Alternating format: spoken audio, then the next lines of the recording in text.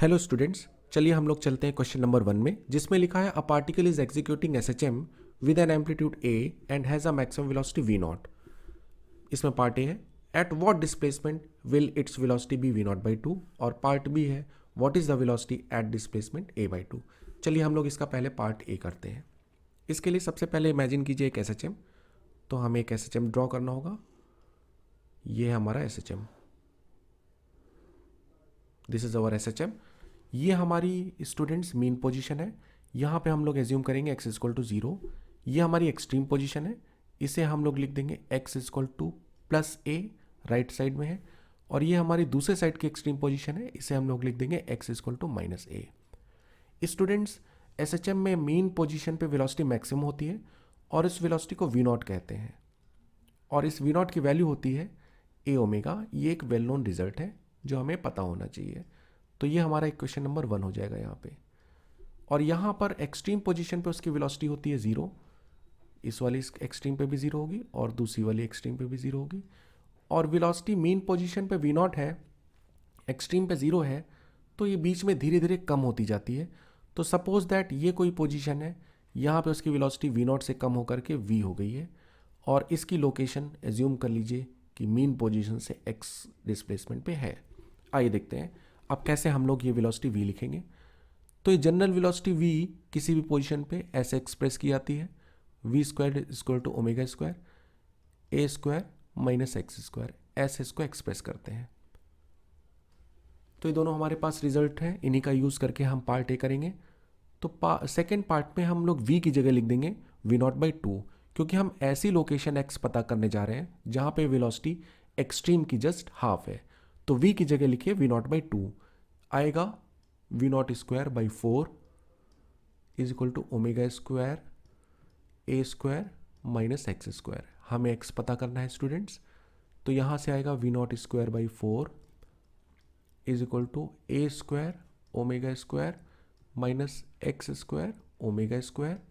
यहाँ से आएगा v naught square by 4 is equal to v naught square is minus x square omega square.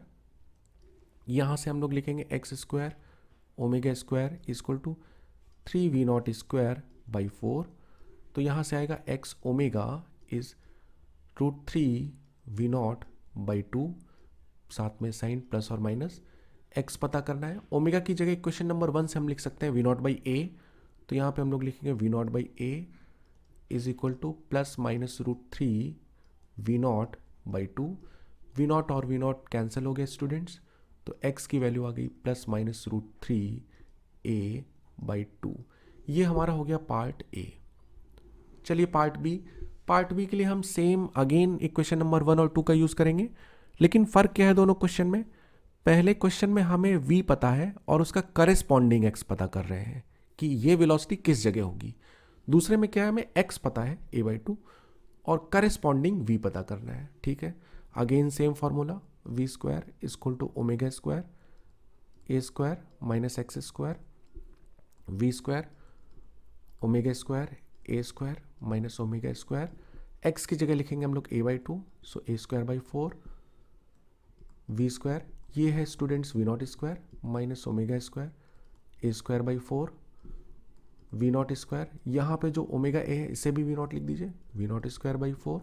This would be 3 v naught square by 4। तो v की value यहाँ से आ जाएगी plus minus √3 v naught by 2। ये हमारा पार्ट बी और ये हमारा पार्ट ए। इस तरह से हमारा क्वेश्चन नंबर 1 सॉल्व हो गया है। चलते हैं हम लोग अगले क्वेश्चन की तरफ, क्वेश्चन नंबर 2। क्वेश्चन नंबर 2 में है a spring stores 5 joule of energy when stretched by 25 centimetre. तो एक स्प्रिंग को जब 25 सेंटीमीटर स्ट्रेच करते हैं तो उसमें 5 जूल की एनर्जी स्टोर होती है। आपको पता है कि स्प्रिंग को जब भी x अमाउंट से स्ट्रेच करते हैं तो उसमें जो पोटेंशियल एनर्जी स्टोर होती है इसे हम लोग लिखते हैं हाफ के एक्स स्क्वायर। तो यहाँ पे 5 जूल की एनर्जी स्टोर होती है, 5 इक्वल टू हाफ के हमें नहीं पता है स्टूडेंट्स। और ऐसा तब होता है जब हम उससे 25 सेंटीमीटर पे स्ट्रेच करते हैं। ये 25 सेंटीमीटर को हमने मीटर में कन्वर्ट किया है और स्क्वायर लिख दिया है। इससे हमें स्टूडेंट्स के की वैल्यू मिल जाएगी। के की वैल्यू यहाँ से आ जाएगी 80 इंटू 2 दैट इज 160। तो के की वैल्यू आ गई 160 न्यूटन्स पर मीटर। ये हमारी के की वैल्यू आ गई है। आइए अब आगे चलते हैं। अब कह रहे हैं कि it is kept vertical with lower and fixed. Okay, तो ये हमारी स्प्रिंग है, ऐसे रखी है, लोअर एंड इसका फिक्स्ड है। A block is fastened to the other end make and is made to undergo small oscillations. ठीक है, इसके ऊपर एक ब्लॉक रख देंगे तो इक्विलिब्रियम पोजीशन पे स्प्रिंग थोड़ा सा कॉम्प्रेस हो जाएगी, और लेट से ये इसकी इक्विलिब्रियम पोजीशन है, और इसको थोड़ा सा जब डिस्प्लेस करके छोड़ेंगे तो ये ऐसे ऐसे ऑसिलेट करेगी, ऐसे ऐसे ऑसिलेट करेगी स्टूडेंट्स। ठीक है, चलिए अब कह रहे हैं if the block makes 5 oscillations each second, means time period हो जाएगा 1/5, क्योंकि 5 ऑसिलेशन 1 सेकेंड में होते हैं तो ऑब्वियसली एक ऑसिलेशन में 1/5 सेकेंड का टाइम लगेगा, और यही है टाइम पीरियड। एसएचएम का टाइम पीरियड हम लोग को पता है स्प्रिंग ब्लॉक सिस्टम के लिए, हम लोग लिखते हैं T=2π m/k। यहाँ से हम 2 इंटू पाई की वैल्यू लिखेंगे 22/7।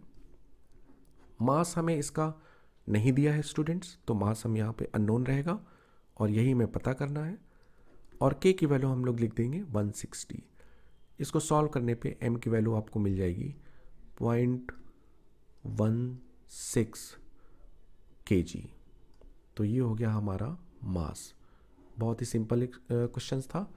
चलते हैं अगले क्वेश्चन की ओर, क्वेश्चन नंबर 3। आइए स्टूडेंट देखते हैं क्वेश्चन नंबर 3।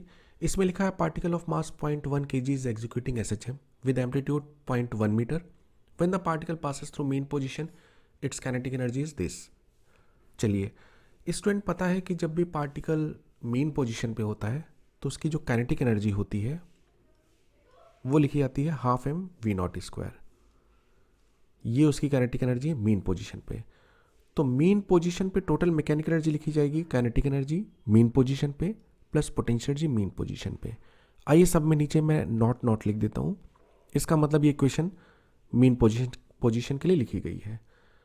मेन पोजीशन पे काइनेटिक एनर्जी तो हो गई ½mv0², और मेन पोजीशन पे पोटेंशियल एनर्जी 0 होती है, तो इसलिए मेन पोजीशन पे मैकेनिकल एनर्जी भी यही है। ये हमें दे रखी गई है 8 × 10⁻³ इज इक्वल टू ½mv0²। ये आएगा हाफ, मास है 0.1 और v0² इज इक्वल टू 8 × 10⁻³ यहाँ से आपको v0 की वैल्यू मिल जाएगी स्टूडेंट्स। अगर आप सॉल्व करेंगे तो आपको यहाँ से v0 की वैल्यू मिल जाएगी 0.4 मीटर्स पर सेकेंड। चलिए, इतनी वैल्यू मिल जाने के बाद अब हमारे पास चूंकि a है, एम्पलीट्यूड भी हमारे पास है, और तो हम a omega equal to v0 इस इक्वेशन का यूज़ करेंगे मैक्सिमम वेलोसिटी का।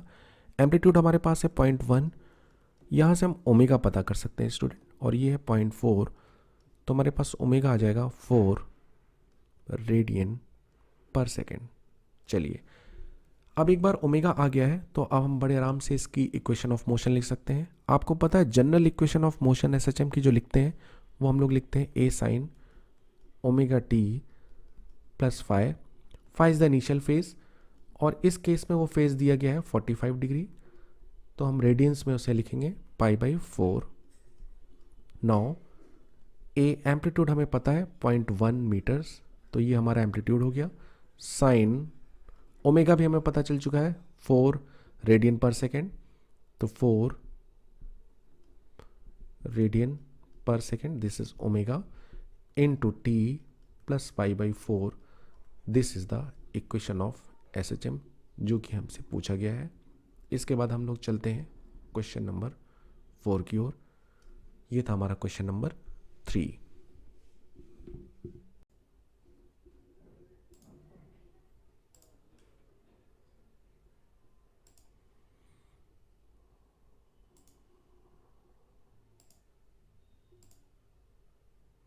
आइए देखते हैं आप क्वेश्चन नंबर 4 स्टूडेंट्स। इसमें कह रहे हैं अ block is resting on a piston moving vertically with SHM of period 1 second. At what amplitude of motion will the block and piston separate? What is the maximum velocity of the piston at this amplitude? Student इस question को करने के लिए हमें एक पुराना concept जो है वो रिवाइज करना पड़ेगा। वो कॉन्सेप्ट हमारा है ब्लॉक और लिफ्ट वाला, जो कि आपको शायद याद भी हो। चलिए हम उसे रिवाइज कर लेते हैं यहाँ पे जल्दी से, और फिर ये क्वेश्चन पे जाते हैं। इसमें मैं एक ब्लॉक ले रहा हूँ और इस ब्लॉक को मैं एक प्लेटफॉर्म पे रख रहा हूँ। ये हमारा एक प्लेटफॉर्म है। अगेन मैं सेम ब्लॉक ले रहा हूँ और सेम प्लेटफॉर्म में फिर से ड्रॉ कर रहा हूँ, क्योंकि मैं दो केसेस डिस्कस करने वाला हूँ स्टूडेंट्स। पहले केस में हम इसका एक्सेलरेशन लेंगे ए अपवर्ड, दोनों एज अ होल एक एक्सेलरेशन से ऊपर जा रहे हैं, और दूसरे केस में हम इसका एक्सेलरेशन लेंगे ए डाउनवर्ड। आइए पहले केस में देखें। ब्लॉक का मास है m, तो ब्लॉक पे एक फोर्स लगेगा mg डाउनवर्ड। ब्लॉक पर प्लेटफॉर्म से एक नॉर्मल रिएक्शन लगेगा अपवर्ड डायरेक्शन में, और इसका एक्सेलरेशन है a अपवर्ड। तो इसके लिए हमारे पास जो इक्वेशन बनेगी वो आएगी n minus m g is equal to m a. तो यहाँ से हम n की वैल्यू लिख पाएंगे m टाइम्स g प्लस ए। यहाँ से स्टूडेंट ये ऑब्वियस है कि हमारा जो n है वो कभी भी ज़ीरो नहीं हो सकता। कैसे ये ऑब्जर्व कर रहे हैं हम लोग? देखिए इसमें जो g है उसकी वैल्यू फिक्स है +10, और a की वैल्यू हम निगेटिव नहीं ले सकते क्योंकि डायरेक्शन हमारी फिक्स है एक्सेलरेशन की। निगेटिव वाला जो केस है वो दूसरे में है, तो a का वैल्यू हमें पॉजिटिव ही लेना है। तो पॉजिटिव में अगर हम 0 भी ले लेंगे तब भी हमारा m इंटू 10 ही आएगा बचेगा। तो हमारा एक्सेलरेशन कभी भी नॉर्मल रिएक्शन यहाँ कभी भी ज़ीरो नहीं हो पाएगा, क्योंकि g plus A as a whole ये टर्म कभी भी ज़ीरो नहीं हो सकता, क्योंकि हमारा z ज़ीरो नहीं होगा, a भले ही ज़ीरो हो जाए। और a को निगेटिव यहाँ ले नहीं सकते, a निगेटिव वाला केस राइट हैंड साइड में है। आइए इस केस को देखते हैं। इसमें भी हम लोग ब्लॉक का फ्री बॉडी डायग्राम बनाते हैं। ब्लॉक पर weight mg downward, normal reaction है अपवर्ड, और ब्लॉक का एक्सेलरेशन है डाउनवर्ड है। इक्वेशन बनेगी, चूंकि नीचे एक्सेलरेट कर रहा है तो mg डोमिनेंट फोर्स होगा, तो इक्वेशन बनेगी net force mg minus N equal to body का mass m into acceleration a। तो यहाँ से नॉर्मल रिएक्शन आपका आ जाएगा m times g minus a। यहाँ से आप देखेंगे स्टूडेंट कि बड़ी ही आसानी से आपका नॉर्मल रिएक्शन ज़ीरो हो सकता है। तो यहाँ पर हम इसके दो केसेस करने जा रहे हैं। एक केस में हम क्या करते हैं कि नॉर्मल रिएक्शन हम देखते हैं कि कब हमारा ज़ीरो से बड़ा रहेगा, और दूसरे में हम देखेंगे कि कब ये ज़ीरो या ज़ीरो से छोटा रहेगा। जब ये ज़ीरो से बड़ा रहेगा, इस केस में नॉर्मल रिएक्शन ज़ीरो से बड़ा रहने का मतलब है कि दोनों के बीच में कॉन्टैक्ट मेंटेन है। जरा देखते हैं कब होगा।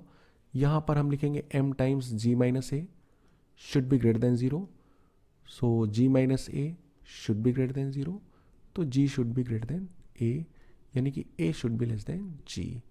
तो ये जो कंडीशन आई है स्टूडेंट्स, ये कह रही है कि अगर ये डाउनवर्ड एक्सेलरेशन आपका g से कम हुआ तो कांटेक्ट इन दोनों के बीच में मेंटेन रहेगा, क्योंकि तब n ज़ीरो से बड़ा आएगा।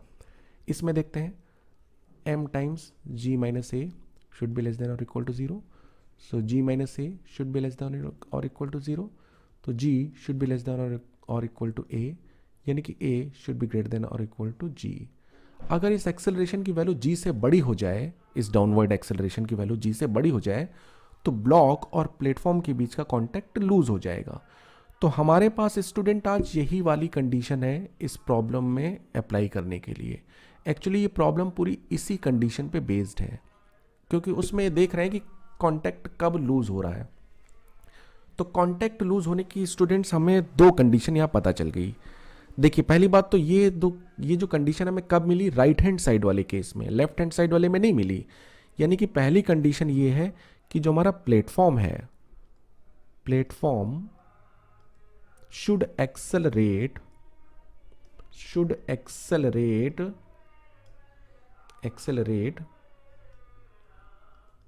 in downward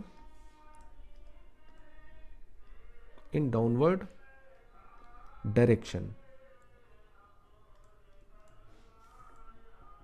और जो हमारी दूसरी कंडीशन है वो ये है कि जो हमारा एक्सेलरेशन है उसका जो मैग्नीट्यूड है, यानी कि मैग्नीट्यूड ऑफ एक्सेलरेशन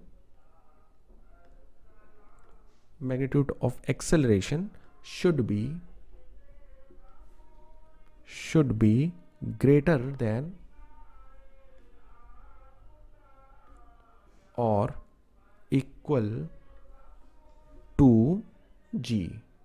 तो ये दो कंडीशन होनी चाहिए।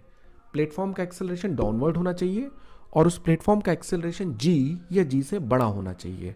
फिर से मैं रिवाइज कर रहा हूँ, प्लेटफॉर्म का एक्सेलरेशन डाउनवर्ड होना चाहिए और ये एक्सेलरेशन g या g से बड़ा होना चाहिए। ये दोनों कंडीशन जब एक साथ होल्ड करेंगी तो प्लेटफॉर्म और ब्लॉक के बीच का जो कांटेक्ट है वो लूज हो जाएगा। अब हम क्वेश्चन सॉल्व करते हैं, तो चलिए हम लोग क्वेश्चन की तरफ चलते हैं। अब देखिए मैंने यहाँ पर ये डायग्राम बनाया है, हमारा ये SHM है, SHM, ये SHM चल रहा है हमारा। मैं यहाँ से लेके यहाँ तक का मोशन डिस्कस करूँगा स्टूडेंट। ये है हमारी मेन पोजीशन, ये हमारी मेन पोजीशन है। अब देखिए ये जो अपर हाफ है, अपर हाफ में एक्सेलरेशन होता है डाउनवर्ड SHM में और लोअर हाफ में होता है अपवर्ड। या इसको ऐसे कह सकते हैं कि एक्सेलरेशन हमेशा मीन पोजीशन की तरफ होता है, तो ऑब्वियसली अपर हाफ में ये एक्सेलरेशन होगा टुवर्ड्स द मीन पोजीशन यानी कि नीचे, और लोअर हाफ में ये एक्सेलरेशन होगा टुवर्ड्स द मीन पोजीशन यानी कि टुवर्ड्स द यानी कि अपवर्ड। चलिए आइए ये एक्सेलरेशन हम ड्रॉ कर लेते हैं जरा, तो हमें समझने में और आसानी होगी।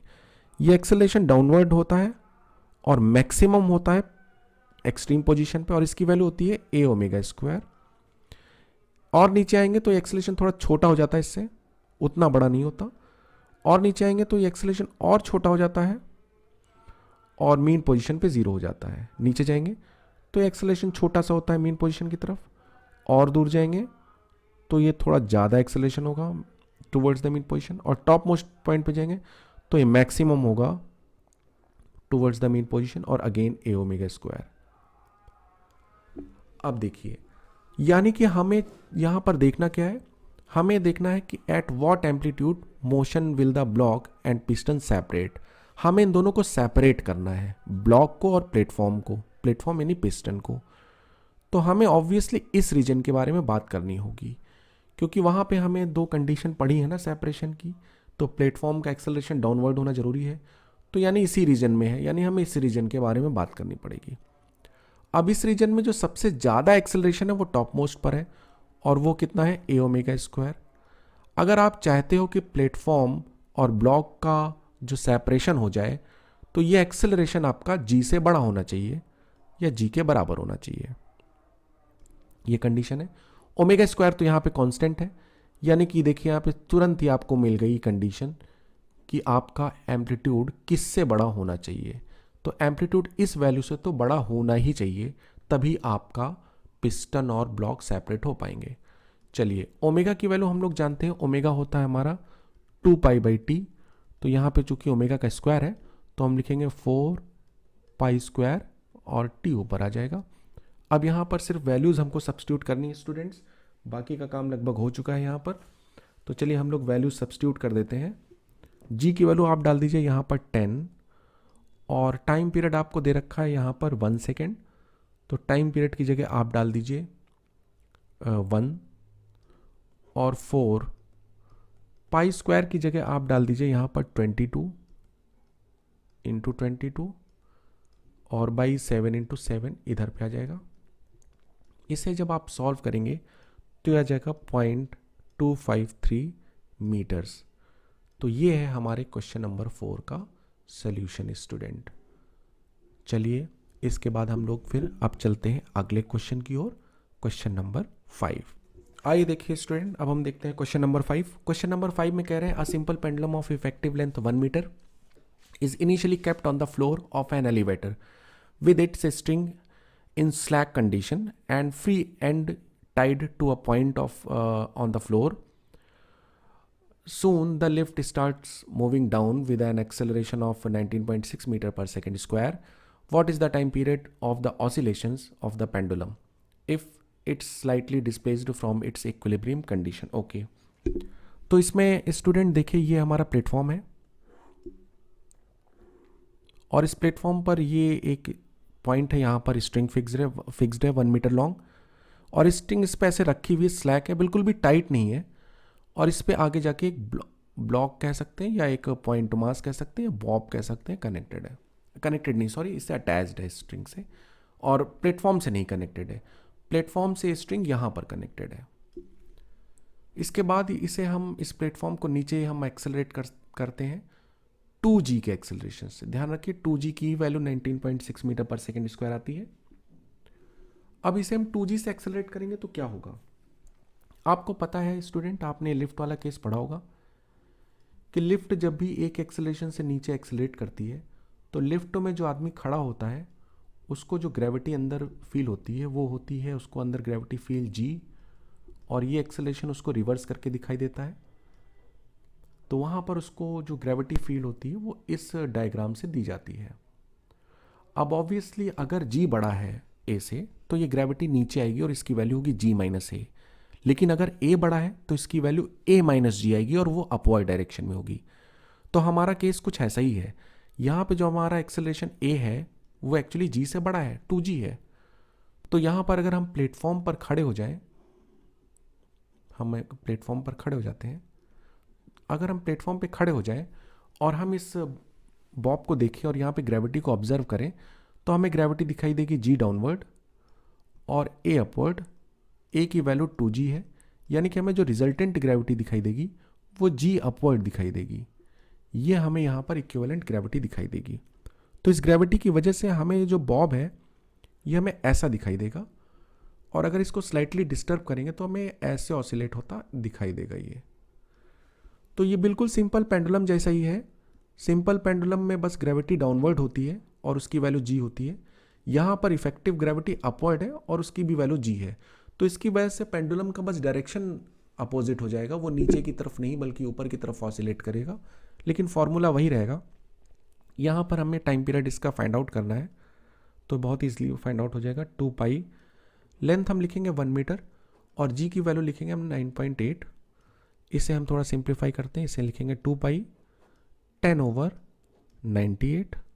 हम इसे लिख सकते हैं 2 पाई 5/49। हम इसे लिख सकते हैं 2 पाई बाई 7, 49 का रूट हमने बाहर ले लिया, इंटू √5, यानी कि टाइम पीरियड आ गया हमारा 2 पाई बाई 7 √5 सेकेंड्स। ये है हमारा क्वेश्चन नंबर 5 स्टूडेंट्स। अब हम लोग चलते हैं अपने क्वेश्चन नंबर 6 की ओर। चलिए देखते हैं क्वेश्चन नंबर 6। आइए स्टूडेंट्स देखते हैं हम लोग क्वेश्चन नंबर 6। इसमें कह रहे हैं a person normally weighing 60 kg stands on a platform which oscillates up and down harmonically at a frequency of 2 per seconds and an amplitude of 5 centimeters. If the machine on the platform gives the person's weight against the time, deduce the maximum and minimum reading it will show. Students इसके लिए मैं आपको ये बताना चाहूँगा, आपने 2 cases पढ़े होंगे। एक केस में ये है मैन जो कि इस लिफ्ट में है और ये है नीचे वेइंग मशीन। और फिर से सेम डायग्राम बना रहा हूँ, ये आदमी है और ये है एक वेइंग मशीन। पहले केस में लिफ्ट का एक्सेलरेशन ये डाउनवर्ड है और दूसरे केस में लिफ्ट का एक्सेलरेशन ये अपवर्ड है। इसमें पता है आपको स्टूडेंट्स कि ये जो वेइंग मशीन है ये जो वेट मेज़र करती है इन न्यूटन्स, ध्यान से देखिए मैं कह रहा हूँ जो वेट मेज़र करती है इन न्यूटन्स, न्यूटन उसकी यूनिट होगी, वो होता है m टाइम्स g माइनस ए। ये एपेरेंट वेट है, इसे W' लिख देते हैं इसीलिए। और इस केस में भी जो एपेरेंट वेट मेजर होता है वो लिखा जाता है m टाइम्स g प्लस ए। तो बिल्कुल ऐसा ही हमारा केस भी है। यहाँ पर हमारा जो प्लेटफॉर्म है वो ऑसिलेट कर रहा है जिसका कि फ्रीक्वेंसी है 2 पर सेकेंड और यहाँ पर उसका एम्पलीट्यूड है 5। तो ये हमारा प्लेटफॉर्म हो गया, ये हमारा प्लेटफॉर्म 2 पोजीशन में मैंने बनाया है और ये SHM में है। तो ये मैं SHM बनाता हूँ, ये मेन पोजीशन है। अब देखिए यहाँ पर इसके पास सबसे ज़्यादा डाउनवर्ड एक्सेलरेशन होगा प्लेटफॉर्म के पास और वो होगा a⍵²। और यहाँ पर प्लेटफॉर्म के पास सबसे ज़्यादा अपवर्ड एक्सेलरेशन होगा और वो भी होगा a⍵²। ये मैक्सिमम एक्सेलरेशन है। तो यहाँ पर जो उसका एपेरेंट वेट आएगा W' वो लिखा जाएगा m times g minus A. A is आपको पता है स्टूडेंट a⍵²। तो मास तो हमारा 60 है, g हमारा 10 है, एम्पलीट्यूड हमारा हो जाएगा 5/100 क्योंकि सेंटीमीटर्स में है। ओमेगा की वैल्यू देखिए स्टूडेंट्स, ओमेगा की वैल्यू होती है 2πf, तो 2π इंटू 2 लिख देंगे। अब अगर आप ओमेगा स्क्वायर लिखेंगे तो ये 2 2 जा 4 और स्क्वायर करेंगे तो 16 हो जाएगा, और pi square. Students pi square को हम लोग अप्रॉक्सीमेटली 10 लिख सकते हैं, तो ओमेगा स्क्वायर की वैल्यू यहाँ पर एक तरीके से आ जाएगी 16 इंटू 10, तो इसे हम लिख देंगे 16 इंटू 10। तो यहाँ पर ये आएगा 60, 10 माइनस ये 10 और 100 कटेगा तो नीचे 10 आएगा, और ये 5 और 10 कटेगा नीचे 2 आएगा, और 2 और 16 कटेगा ऊपर 8 आएगा, तो ये आएगा 10 माइनस 8। यहाँ से आपको मिल जाएगा 60 इंटू 2 यानी कि 120 न्यूटन्स। तो यानी कि यहाँ पर अपेरेंट वेट आया 120 न्यूटन्स। इसको अगर आप केजीज में लिखेंगे तो ये लगभग 12 kg आएगा, taking g is equal to 10 metres per second square. Similarly इस केस में अगर आप W डबल डैश देखेंगे नीचे वाले में तो ये आएगा m g प्लस a की वैल्यू आपको पता ही है कितनी है, a की वैल्यू है यहाँ पर g की वैल्यू 10 और a की वैल्यू हो जाएगी a ओमेगा स्क्वायर, जिसमें a की वैल्यू है 5/100 और ओमेगा स्क्वायर की वैल्यू हमको पता ही है। ये सभी वैल्यू डालने पे यहाँ पे 8 आएगा, तो ये आएगा 60 इंटू 18 यानी कि ये आएगा इज इक्वल टू 60 और 18 जब हम लोग करेंगे तो ये आएगा 1080 न्यूटन्स। अगर हम इसे केजीज में कन्वर्ट करेंगे तो ये 108 kg आएगा अप्रॉक्सीमेटली। तो देखिए यहाँ पर ये जो 12 kg आया है ये हमारा मिनिमम वेट है। Why minimum? क्योंकि देखिए W डैश में लिखा है m जो कि कांस्टेंट है, g जो कि कांस्टेंट है, और ये जो क्वांटिटी सब्ट्रैक्ट हो रही है ये मैक्सिमम है, तो सबसे ज़्यादा है, ये मैक्सिमम है पूरे SHM के पाथ में। तो ये जब सबसे ज़्यादा है तो W डैश सबसे कम होगा, तो यही हमारा मिनिमम वेट है। तो ये हमारा हो गया minimum weight.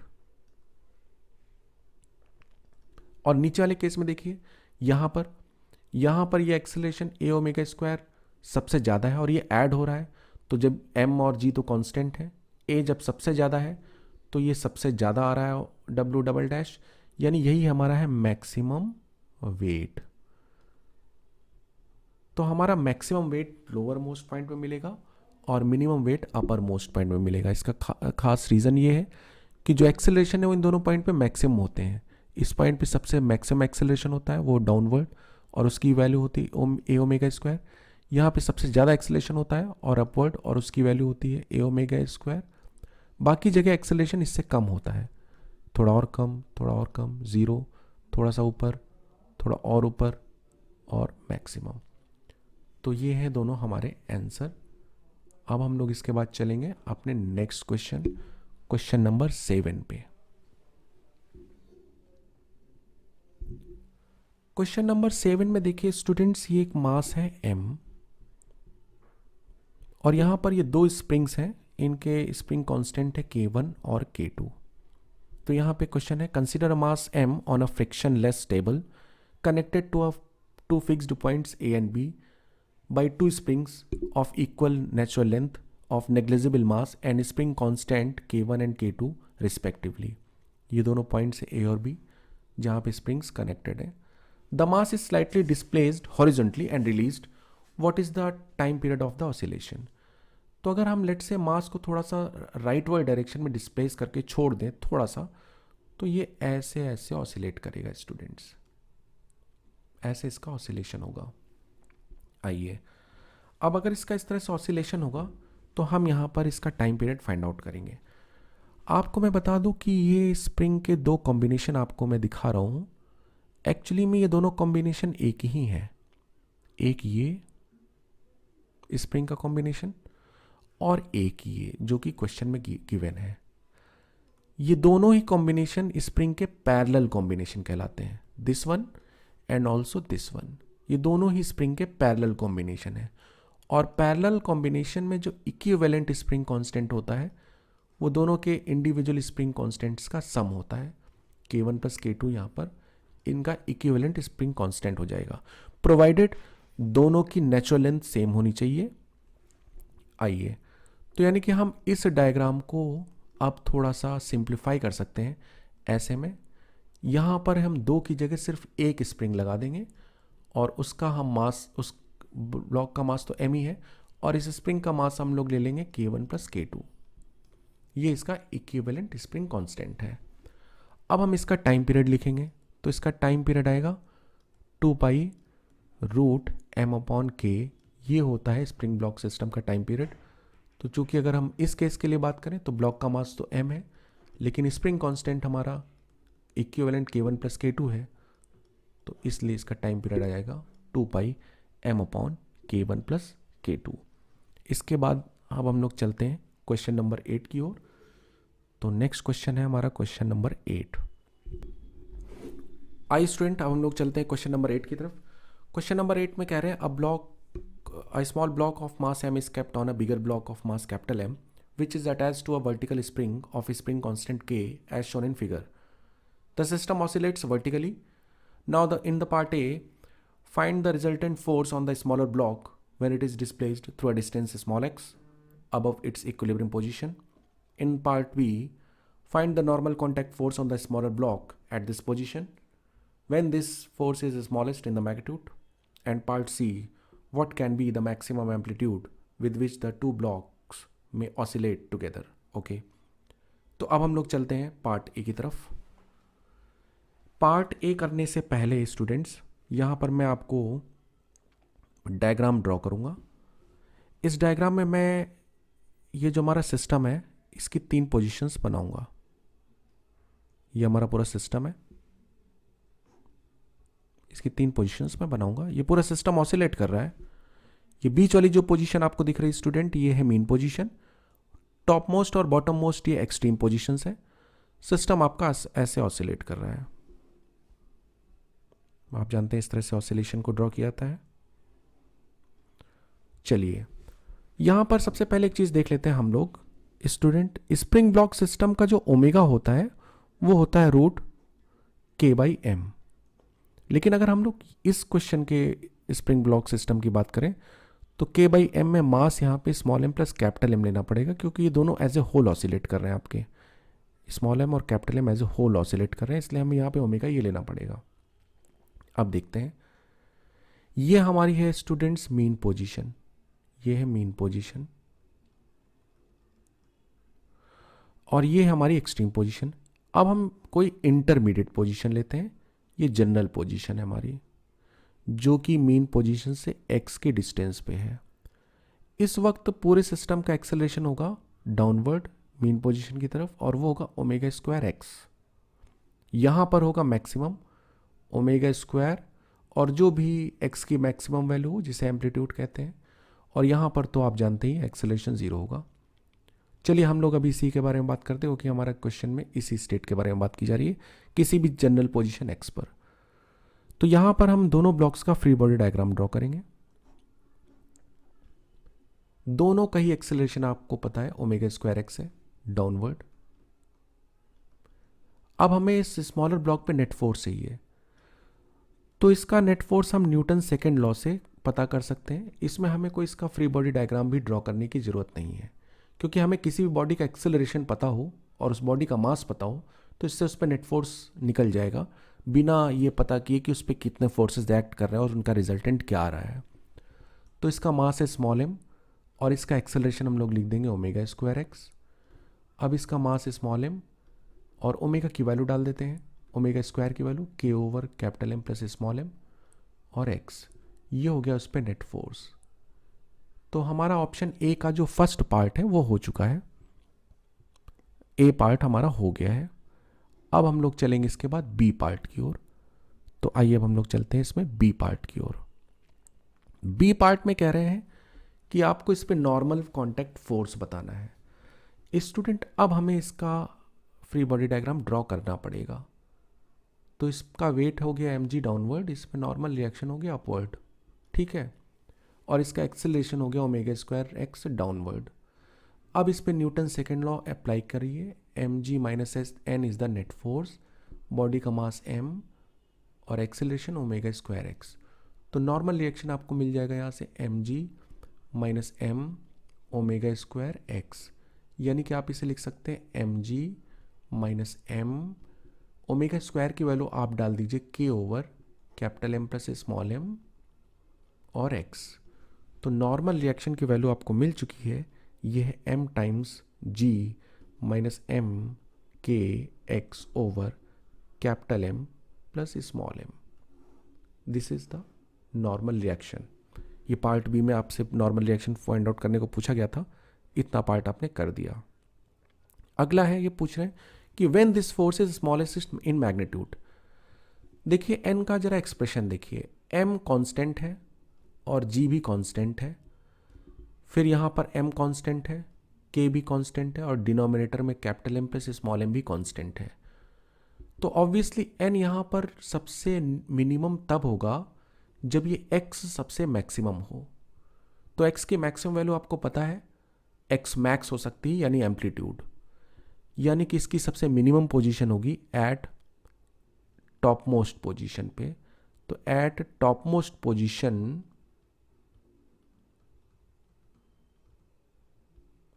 n will be minimum. तो ये हमारा पूरा हो गया पार्ट बी। पार्ट सी में कह रहे हैं what can be the maximum amplitude with which the two block में ऑसिलेट टुगेदर, यानी ये चाहते हैं ये कि इन दोनों ब्लॉक्स में किसी भी तरह का कोई भी सेपरेशन ना हो। तो इसके लिए हमें कुछ नहीं करना होगा स्टूडेंट, ये जो नॉर्मल रिएक्शन है ये हमारा जीरो से बड़ा होना चाहिए।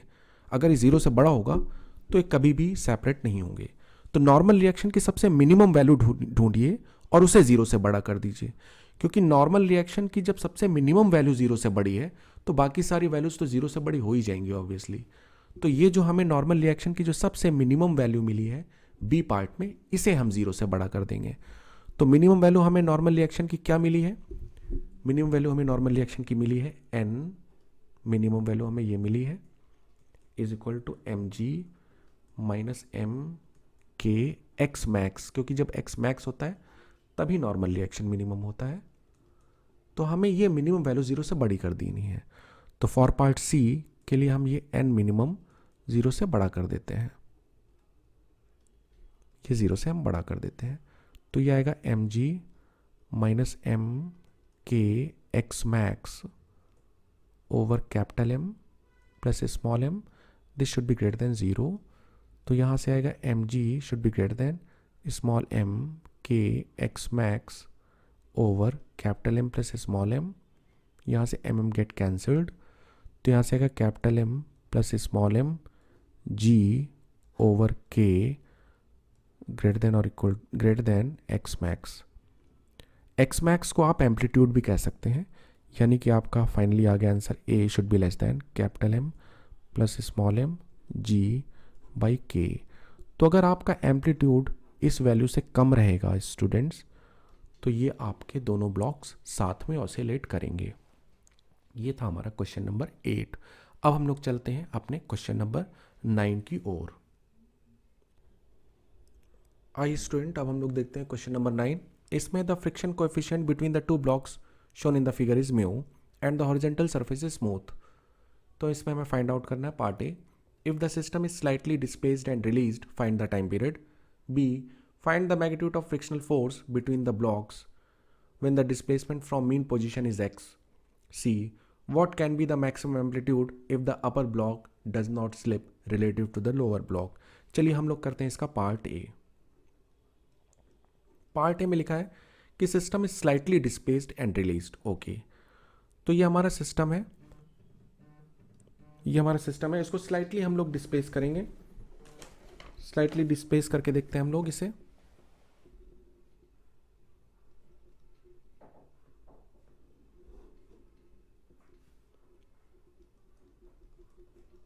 ये है हमारा मीन पोजीशन,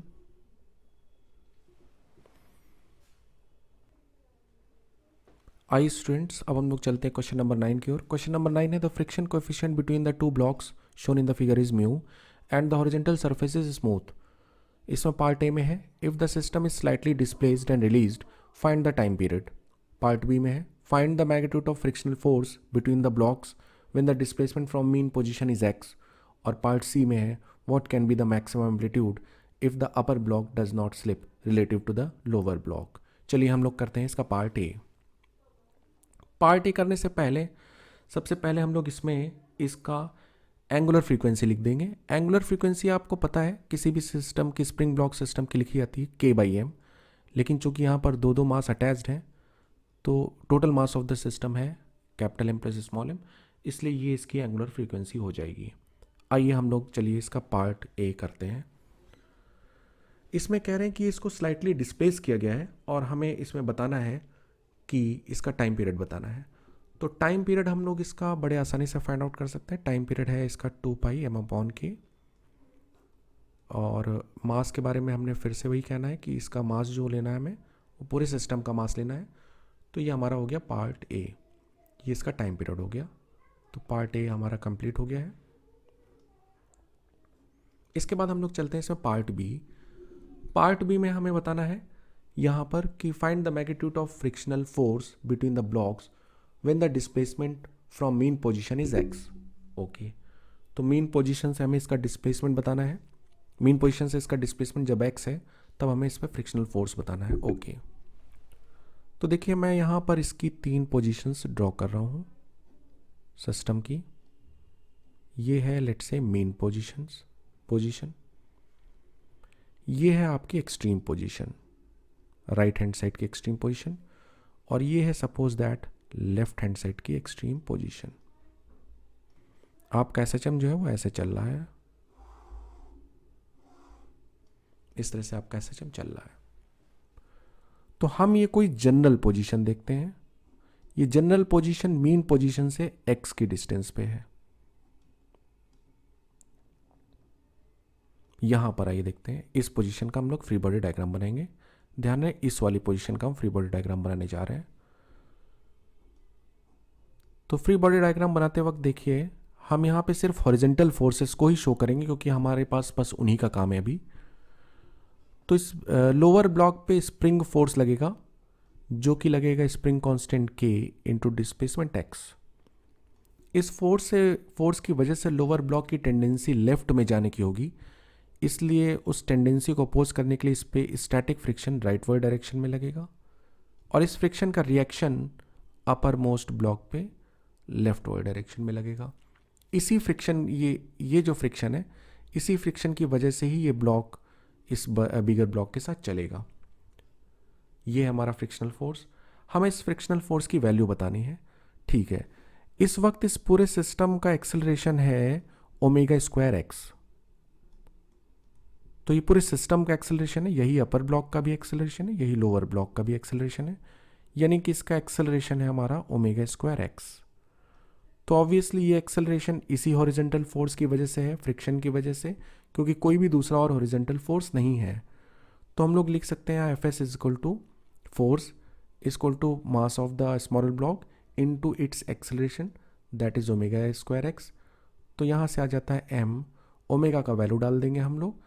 ओमेगा का वैल्यू √k/m + m था, स्क्वायर है यहाँ पर, तो इसका value capital M + small m और x, ये हो जाएगा हमारा फ्रिक्शन,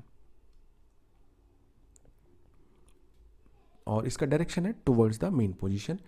तो हमारा जो बी पार्ट का है वो बी पार्ट जो हमारा है वो भी हो गया है। अब हम लोग चलते हैं सी पार्ट की ओर। सी पार्ट में लिखा है what can be the maximum amplitude of the upper block if the upper block does not slip relative to the lower block. यानी कि सी पार्ट में हमें बताना है कि कितना मैक्सिमम एम्पलीट्यूड हो सकता है इसका कि अपर ब्लॉक लोअर ब्लॉक के रिलेटिव में स्लिप ना करे, दोनों के बीच में स्लिपिंग ना हो, तो हम कितना मैक्सिमम एम्पलीट्यूड रख सकते हैं, या ये कहें कि कितना मैक्सिमम एम्पलीट्यूड रखें कि स्लिपिंग ना हो। ठीक है, इसके लिए हम लोग इसको आगे प्रोसीड करते हैं। अब देखिए ये जो फ्रिक्शन हमारा फाइंड आउट हुआ है ये कैसा फ्रिक्शन है, ये एक्चुअली रिक्वायर्ड फ्रिक्शन है, यानी कि अपर ब्लॉक को लोअर ब्लॉक के साथ ले चलने के लिए इतना फ्रिक्शन चाहिए, क्योंकि तभी इतना एक्सेलरेशन मिल पाएगा। This is called required friction, ये रिक्वायर्ड फ्रिक्शन है। अब जरा सोचिए ये रिक्वायर्ड फ्रिक्शन मैक्सिमम कब होगा। तो इस इक्वेशन को जरा ध्यान से देखिए। इसमें राइट हैंड साइड में है मास जो कि कांस्टेंट है, k वो भी कांस्टेंट है, और नीचे डिनोमिनेटर वो भी कांस्टेंट है, यानी ये रिक्वायर्ड फ्रिक्शन मैक्सिमम तब होगा जब x मैक्सिमम होगा। और x की मैक्सिमम वैल्यू क्या होगी आप देख सकते हैं, x मीन पोजीशन से डिस्प्लेसमेंट है, तो x की मैक्सिमम पोजीशन होगी x0 जो कि एम्पलीट्यूड कहलाएगा। यानी कि मैक्सिमम फ्रिक्शन जब रिक्वायर होगा तब उसकी वैल्यू क्या होगी, same m k x0 by capital M plus M। तो ये हमारा जो लिखा हुआ है ये फ्रिक्शन रिक्वायर्ड है एट एनी जनरल पोजीशन, लेकिन जब मैक्सिमम एम्पलीट्यूड होगा तो उस वक्त मैक्सिमम फ्रिक्शन रिक्वायर्ड होगा, that is m k x0, x की जगह हम x0 लिखेंगे ओवर m प्लस M। तो हमारा जो मैक्सिमम फ्रिक्शन रिक्वायर्ड होगा उसे हम लोग लिखेंगे fs मैक्स, उस वक्त रिक्वायर्ड होगा। इसे fs मैक्स नहीं लिखें क्योंकि fs मैक्स का मतलब हो जाता है maximum value of static friction, तो इसे हम सिंपली फ्रिक्शन ही लिखेंगे। तो हमारा फ्रिक्शन का जो मैक्सिमम वैल्यू रिक्वायर्ड होगा वो होगा स्मॉल m k x0, यानी एक्सट्रीम पोजीशन पे सबसे ज़्यादा फ्रिक्शन चाहिए होगा। और ये वाला फ्रिक्शन जो है, जो एक्सट्रीम पोजीशन पे जो आपको फ्रिक्शन चाहिए, इसे fs एट एक्सट्रीम कह सकते हैं, एक्सट्रीम पोजीशन। तो ये वाला जो फ्रिक्शन है ये आपका मैक्स से कम होना चाहिए, क्योंकि मैक्स से ज़्यादा फ्रिक्शन तो मिल ही नहीं सकता है। तो अब हमने क्या किया है कि फ्रिक्शन की जो मैक्सिमम वैल्यू है, जो रिक्वायर्ड फ्रिक्शन की जो मैक्सिमम वैल्यू है, उसको हमने मैक्स फ्रिक्शन से कम कर दिया है, यानी फ्रिक्शन जितना हमें चाहिए वो जो है fs मैक्स से कम कर दिया है। तो इससे क्या है कि जब फ्रिक्शन की मैक्स वैल्यू fs मैक्स से कम हो गई है तो बाकी जगह तो फ्रिक्शन fs मैक्स से कम होगा ही। तो हमारा ये जो फ्रिक्शन है इसकी वैल्यू लिखेंगे हम लोग m k x0 over capital M plus small m, और इधर पे fs मैक्स को हम लोग लिखेंगे म्यू स्मॉल mg। तो यहाँ से mm गेट कैंसल्ड, तो यहाँ से x0 आएगा आपका mu capital M plus small m g over k। तो इससे हमें मिल गया कि हमारा जो मैक्सिमम एम्पलीट्यूड हो सकता है वो इतना ही हो सकता है, तभी हमारा ये दोनों ब्लॉक एक साथ मूव कर पाएंगे, अदरवाइज इनके बीच में स्लिपिंग हो जाएगी।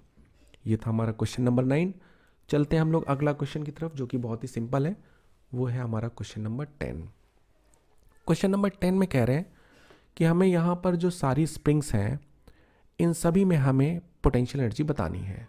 देखिए, find the elastic potential store in each spring shown in the figure when the block is in equilibrium, जब ब्लॉक इक्विलिब्रियम में है तब। ठीक है, क्वेश्चन बड़ी आसानी से हो जाएगा। लेट से ये स्प्रिंग है, स्प्रिंग कांस्टेंट K1, ये है इसका स्प्रिंग कांस्टेंट K2, ये स्प्रिंग है स्प्रिंग कांस्टेंट K3 और इसका मास है m। आपको मैं बताऊं कि टेंशन जो है वो हर स्प्रिंग में सेम होगा क्योंकि सीरीज कॉम्बिनेशन है। तो T1 ही K1x लिखा जाएगा, K1x1, T1 ही K2x2 लिखा जाएगा और T ही K3x3 भी लिखा जाएगा। T इज द टेंशन और T ही को ही mg के बराबर भी लिखा जाएगा क्योंकि ये मास भी तो रेस्ट पे है। तो देखिए ये मास का वेट हो गया नीचे mg और ये टेंशन T हो गया। यही टेंशन यहाँ पर भी है, यही टेंशन यहाँ पे भी है और यही टेंशन यहाँ पे भी, क्योंकि ये सब सीरीज में है। और ये तीनों स्प्रिंग अलग अलग हैं, सिमिलर नहीं है, इसीलिए सब में हमने एलोंगेशन भी अलग अलग ले रखे हैं, x1, x2 और x3। तो इस तरह से हम लिख सकते हैं। अब पहली वाली स्प्रिंग में जो पोटेंशियल जो स्टोर है उसे हम लोग कहेंगे U1 और ये लिखेंगे हाफ K1 x1 स्क्वायर। इसको थोड़ा सा रीअरेंज करिए तो इसे हम लिख सकते हैं half K1 square x1 square over K1, ऐसे लिख सकते हैं। फिर इसे हाफ K1 स्क्वायर और x1 स्क्वायर की जगह हम लोग लिख सकते हैं m square g square over K1। Similarly spring 2 में भी हम लोग यही करेंगे, हाफ उसकी पोटेंशियल जी हाफ K2 x2 स्क्वायर, थोड़ा सा इसे भी रीअरेंज करना है, half K2 square x2 square over K2 और K2 x2 को भी हम mg लिख सकते हैं, तो half m square g square over K2। Similarly हम U3 भी लिख सकते हैं, तो U3 भी हमारी आ जाएगी half m square g square over K3। तो इस तरह से हमारी तीनों की ही पोटेंशियल जी लिख गई है और ये है हमारा क्वेश्चन नंबर 10।